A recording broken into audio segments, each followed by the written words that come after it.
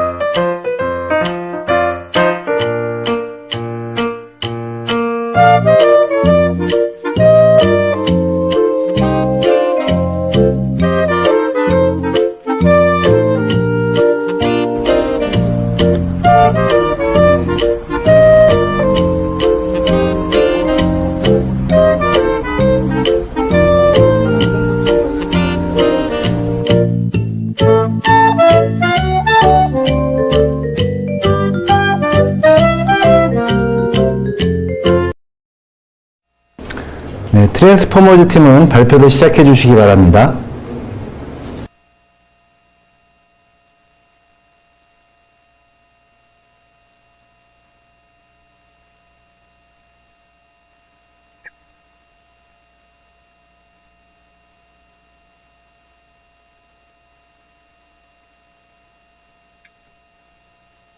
네, 안녕하세요. 트랜스포머스 팀입니다. 발표를 시작하기에 앞서 본 사업은 저희가 Cm사 입장에서 인천시의 유후부지를 이용한 사업을 인천시에 제안한다는 가정하에 제안서를 작성했음을 알려드립니다. 인천 남도분기장 유후부지를 활용한 스마트 공동 물류센터 사업의 주제로 발표를 시작하겠습니다. 목차는 다음과 같이 구성하였습니다.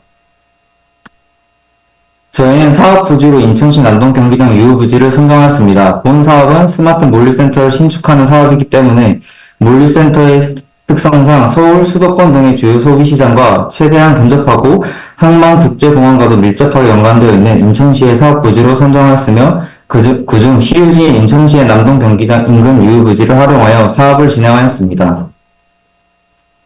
코로나 팬데믹 이후 늘어난 물류 수요로 시설 확보가 중요해졌고 글로벌화 및 무역 활성화 등으로 해외 물품 수요 증가와 동시에 물류 자동화 시장 상승으로 물류센터에 대한 필요성 또한 증대되어 본 프로젝트에서는 물류센터의 신축을 제안하였습니다.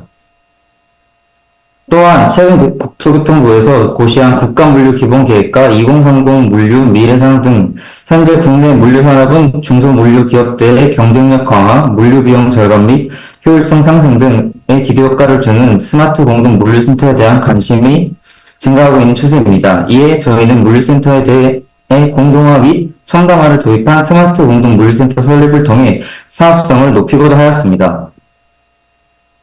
본 사업의 구조는 해당 사업이 시유지 활용이라는 특성을 고려하여 BTO 민자 사업과 리츠를 기반으로 한 SPC 사업 조직도를 다음과 같이 구성하였습니다. 리츠와 CM은 SPC를 구성하게 되는데 이에 은행과 리츠 투자자로부터 사업비를 출자받고 대출을 진행합니다. 이후 건물 운영 단계부터 해당 물센터를 이용하는 중소물류 기업들로부터 사업료를 수취하여 출자금 및 대출금 상환이 가능한 구조로 진행하였습니다. 이후 사업 진행은 IPD 발주 방식을 적용해 다음과 같은 업무 흐름도로 입주할 중소물류 기업들이 설계 단계에서부터 본인들의 의사 참여가 가능하도록 하는 기업 맞춤형 서비스를 제공할 계획입니다. 본 사업의 초기 사업비는 다음과 같이 산출 분과를 통해 약 468억 원으로 책정하였습니다. 공사기간은 국토부 공사 가이드라인을 참고해 약 26개월로 선정하였고 이후 패스트트랙 공법을 적용하여 6개월 단축시킨 약 20개월의 공사기간을 산출하였습니다. 본 사업의 사업 진행자인 SPC의 예상 수입 및 지출은 수도권 물류센터의 평균 공실률 및 평당 임대료 등을 참고하여 다음과 같이 적용하였습니다.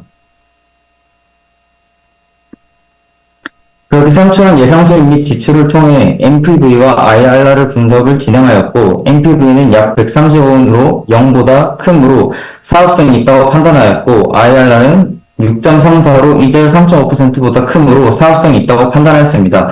그리고 투자금의 회수연도는 약 18년으로 사업성 분석을 마무리하였습니다.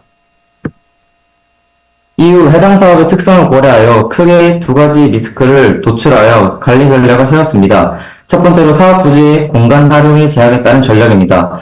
해당 부지는 자연 녹지 지역으로 20% 미만의 낮은 건폐율을 적용하기 때문에 효율적인 공간 활용 전략이 필요한 부지입니다. 이에 저희는 이에 위 그림과 같이 오토스토어 같은 스마트 물류 장비를 사용하여 작업 공간을 줄여 효율적으로 공간을 사용하는 전략을 제안하였습니다. 오토스토어에 적용하고자 하는 기술은 이와 같이 총 4가지로 나누어 본 사업에 적용하고자 하였습니다. 해당 기술들을 적용하여 스마트 공동 물류센터를 신축하였을 때의 예상 조감도는 다음과 같습니다. 두 번째 리스크 관리 전략으로는 인근 거주민들의 반대에 따른 리스크 관리 전략입니다. 본 사업에서는 인근 거주민들의 의견을 청취하기 위해 직접 경기장 인근 아파트 주민들을 39명을 대상으로 인터뷰를 다음과 같이 진행하였습니다. 이에 찬성 18명, 반대 15명, 중립 6명으로 찬반의 의견이 팽팽하다는 것을 알 수 있었고, 반대 의견 중 대부분은 교통체증, 거주민 안전, 소음 등의 의견인 것을 확인할 수 있었습니다. 이에 저희는 각 문제를 스마트 공동 물류센터라는 취지에 맞게 스마트 기술을 이용해 리스크를 관리하고자 하였습니다. 먼저 거주민 안전은 AI 적재 불량 단속 시스템을 활용해 하차 운전자들의 적재함 미고정, 과적 등의 문제를 해결하고자 하였습니다. 또한 교통체증은 CCTV 영상 데이터를 활용한 AI 교통량 조사를 통해 교통원잡 시간을 분석하고 분석한 교통원잡 시간대를 바탕으로 다음과 같이 운영시간표를 제작해 교통을 원활하게 할 수 있는 전략을 수립하였습니다.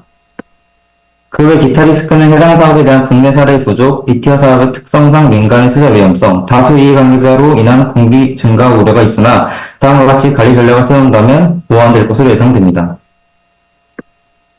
본 사업의 기대 효과는 먼저 기존 물류센터에 비해 작업시간, 운영 비용 절감과 동시에 생산성 증가에 효과를 가져올 수 있으며 물류센터 유치 어려움을 겪는 중소물류 기업들에게 첨단 스마트 물류 기술 및 장비 등을 도입한 본 물류센터 임대를 통해 경쟁력 확보를 기대할 수 있습니다. 이를 통해 각 기업들의 일자리 창출 등의 긍정적인 기대 효과를 가져와 이에 지역 경제의 선순환 구조의 형성으로 지역 발전의 토대를 마련하여 본 프로젝트는 국내 스마트 공동 물류센터의 선행 사례가 되고자 합니다.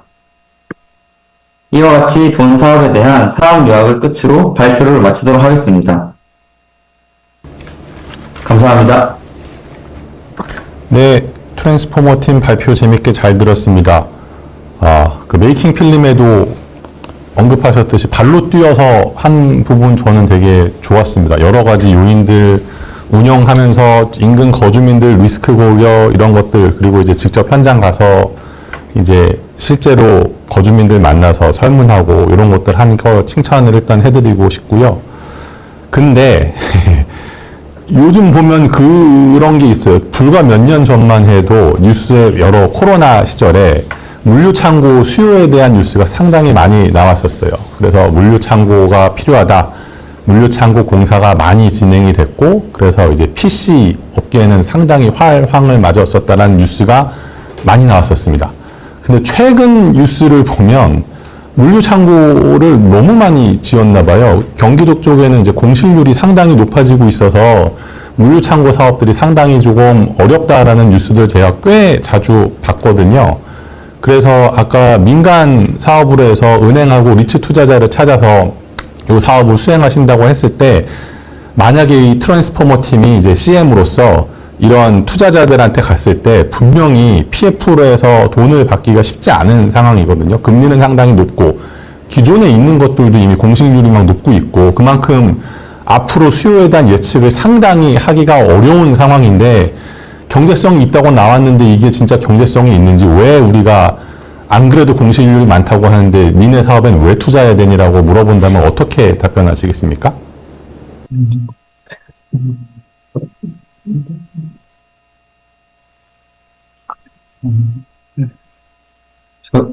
우선 저희 인천에서의 스마트 공동 물류센터라는 것을 지었다는 것은 이제 인천이 물류 인프라가 좋다는 이제 서울과 가깝고 이제 수도권에 위치한 전국적인 물류 네트워크를 쉽게 접근할 수 있다고 생각하였고 이에 인천에는 인천항과 인천국제공항 등 다양한 물류 거점 시설이 위치해 있어서 국내외에도 이제 물류 운송에 이제 유리하다고 생각했습니다. 그래서 저희는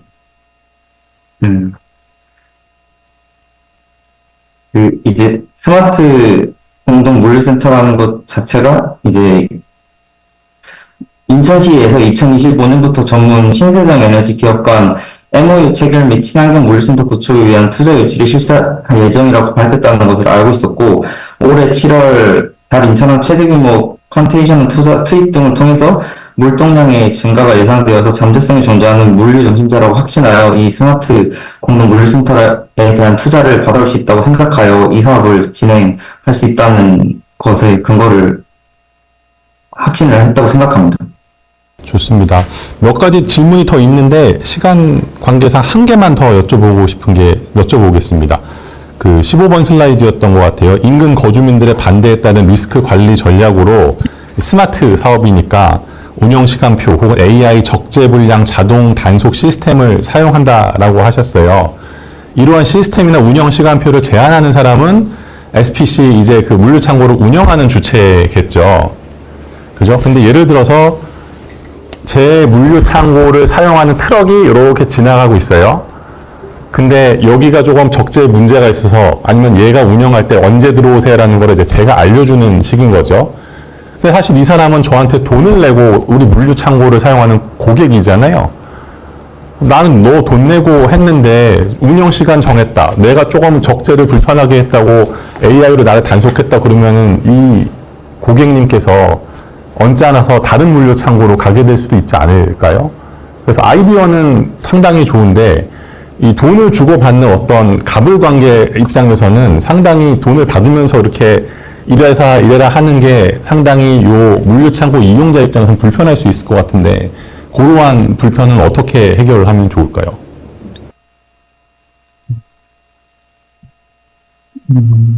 저희 사업 구역을 IPD 발표 방식으로 정했기 때문에 저희가 사전에 그 점에 대해서 사전에 고지를 하고 거기에 대해서 협의하는 식으로 진행한다면 문제가 없이 진행할 수 있을 것 같습니다. 한 개만 들으면서 여쭤볼게요. IPD 방식을 사용해서 그 소비자들을 미리 초기 단계에 선정해서 얘기하신다고 그랬는데 그 소비자가 중소규모 회사예요. 물류창고 운영 기간은 몇십 년은 될 거고 중소규모 대규모 회사가 아니기 때문에 중소규모 현장 회사와 물류창고 계약을 하면 그 기간이 상당히 짧을 수 있거든요. 프로젝트 초기 단계에 A 회사랑 물류 계약을 어느 정도 한다고 생각해서 정해놨는데 이 회사가 망한다거나 더 싼 물류창고로 이동을 하게 되면 사실은 처음에 이렇게 정해놓고 니네 때문에 공장을 이렇게 만들어놨는데 그 창고를 나가는 일이 상당히 많이 있을 수 있을 것 같아서 아까 IPD에서 6페이지에 있던 내용인 것 같아요. 예비 임차인을 미리 중소중견기업을 선정한다는 게 얼마나 현실적으로 타당한가라는 질문이 있었는데 답변이 마침 그거랑 관련이 있어서 그거와 관련된 코멘트 하나만 더 부탁드리겠습니다.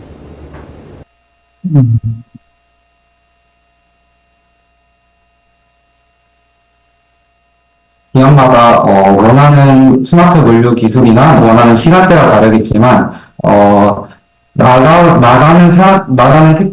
나가는 중소 물류 기업과 약간 비슷한 물류를 운영하시는 그런 회사를 그나마 찾다 보면은 어느 정도 해결되지 않을까 싶습니다.